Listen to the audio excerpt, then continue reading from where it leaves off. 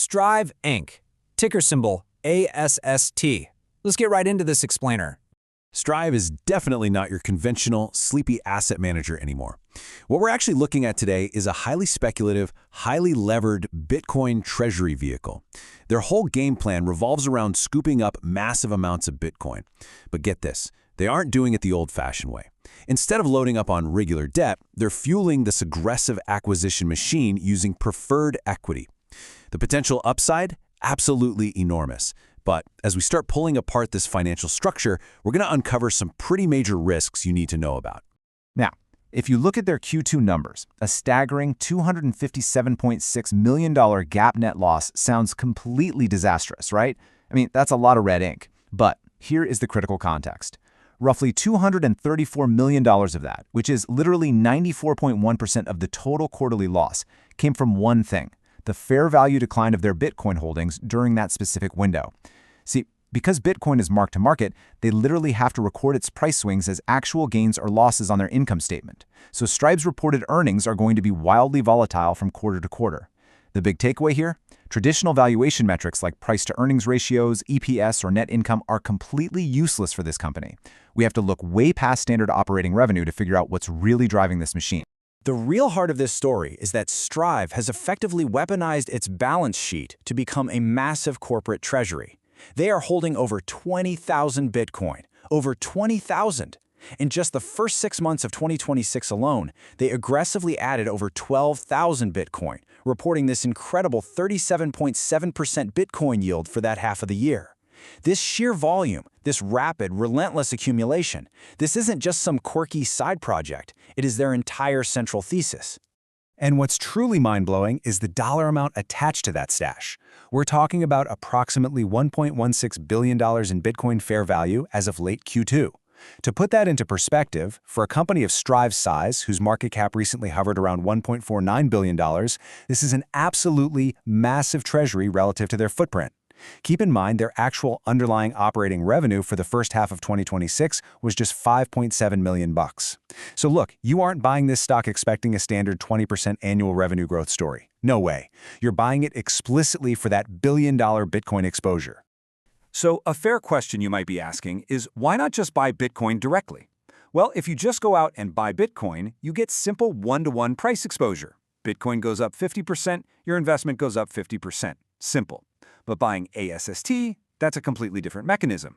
Strive uses capital market arbitrage. Basically, they exploit the difference between their stock price and the underlying asset value to actively increase the amount of Bitcoin represented by each common share. By constantly issuing preferred and common equity, buying more Bitcoin, and managing the gap between the stock's market value and its actual assets, they create this crazy capital flywheel. If they execute it right, your Bitcoin per share goes up, meaning ASST can actually outperform Bitcoin itself. To understand exactly how they fuel this flywheel, take a look at their incredibly unusual balance sheet. It reveals something pretty shocking. They have $1.38 billion in total assets against a tiny $28.6 million in liabilities. Notice anything missing? The company reports literally zero short-term and zero long-term conventional debt. In a hyper-volatile asset class like crypto, where a 30 to 50% price drop can literally happen overnight, having zero conventional debt is huge. It completely takes away the brutal risk of forced liquidations, margin calls, or getting stuck with terrible refinancing terms. That is a massive structural advantage for them. But if they don't have debt, how exactly are they funding $1 billion in Bitcoin? Well, breaking down that capital structure shows you exactly how. While traditional liabilities are basically non-existent, there is this towering $702.4 million block of SATA mezzanine equity. This is their preferred equity layer, and it sits right alongside $646.2 million in common equity. So they've essentially swapped out traditional debt for this giant layer of preferred equity. It's a clever structure because it amplifies their Bitcoin exposure without the looming, terrifying threat of fixed debt maturity dates. However, dodging debt maturities definitely comes at a steep price. And this brings us to the catch.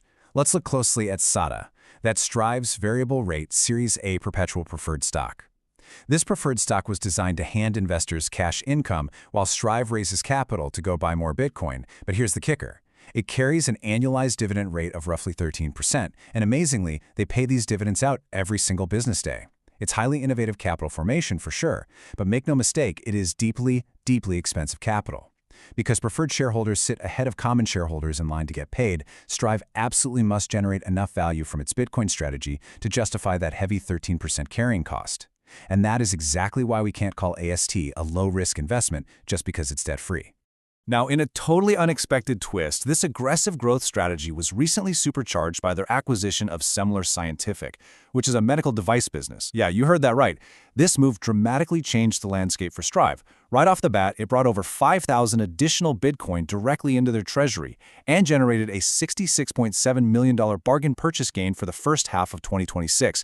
But what's really fascinating here is the hidden optionality. Strive actually appointed a new chief strategy officer specifically to develop this healthcare operation. Obviously, the Bitcoin Treasury is still the undeniable core valuation driver here. But if management can successfully monetize this early disease detection business, it gives shareholders a really powerful secondary layer of upside potential. Okay, we need to talk about the elephant in the room. The absolute biggest danger to common shareholders right now is dilution. On June 30th, Class A common shares outstanding sat at 72.2 million. Fast forward just a few weeks to August 7th, and that number swelled to 75.65 million. In just the first half of 2026 alone, Strive raised roughly $306 million from issuing Class A common stock, plus another $356.7 million from issuing more of that expensive SATA preferred stock. They are heavily tapping the equity markets to raise capital so they can just keep buying Bitcoin. And that leads us perfectly to this quote. This is it. This is the central, defining question every single ASST investor must ask themselves every single time the company taps the market. Did the company acquire enough additional Bitcoin to compensate for the dilution?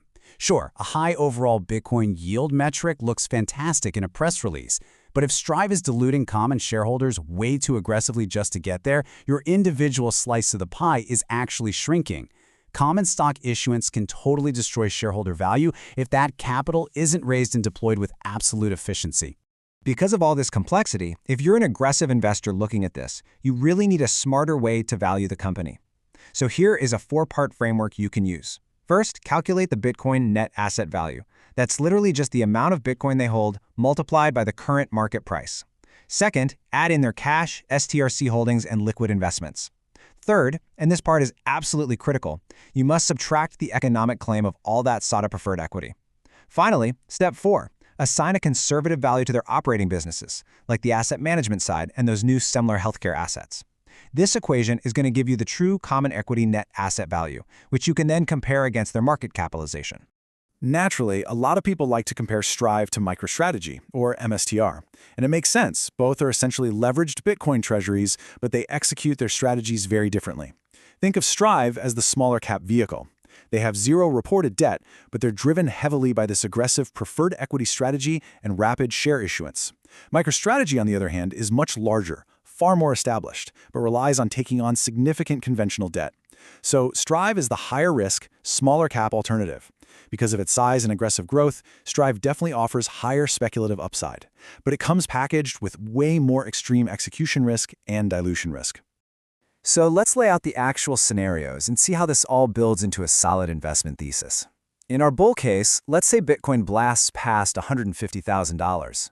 Strive's 20,000 plus Bitcoin treasury could suddenly be worth over $3 billion, which would drive a massive multi-billion-dollar valuation for the stock.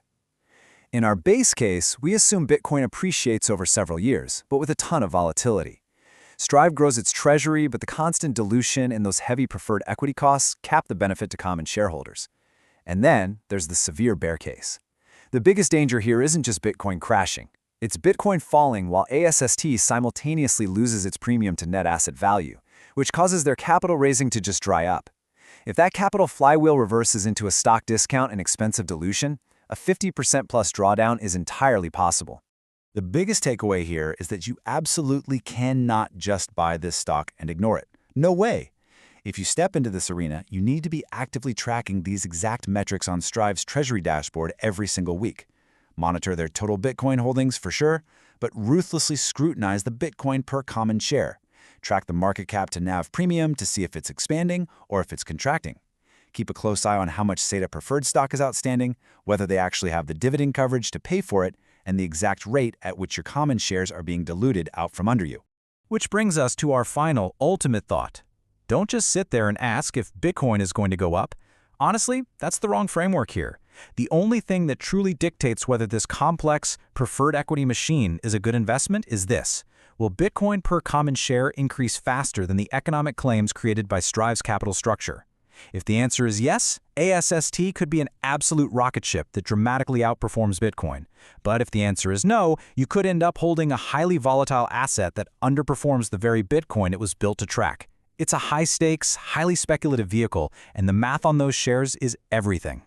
Thanks for joining me on this explainer, and we'll catch you on the next deep dive.